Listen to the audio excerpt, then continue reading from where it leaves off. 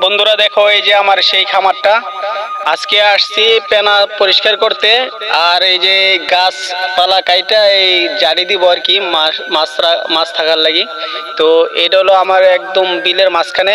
এই যে দেখো, এই যে আমার বড় বাইরে নিয়ে আইছি। এই যে সকালবেলাতে শুরু করছি প্যারা সাফ করা। এই দেখো, এইটুকু প্যারা সাফ করছি। তো এখন প্রায় 2টা বাজে, তো আমরা খাইতে বসছি। এই দেখো, এই শালা খাই কেমনে দেখো। কেউ কাজ করে মানে কাজের পরে মানে গ্রাম অঞ্চলে চকের বইতে বৈশা খাইলে কেমন লাগে? এটার যে কি একটা স্বাদ, এটা কি একটা ফিলিং, যারা গ্রামে কাজ করছে, চকে কাজ করছে, তারাই বুঝতে পারবে। এছাড়া আমি মনে করি এটা কেউ মানে এটা বোঝানোর মতো, ভাষা দিয়ে বোঝানোর মতো নাই। আসলে আমার কাছে অনেক ভালো লাগতেছে। তো বন্ধুরা দেখো, এই যে লাউ তরকারি দিয়ে খাইতেছি, অনেকই স্বাদ লাগতেছে। এই যে পাঙ্গাস মাছের তরকারি।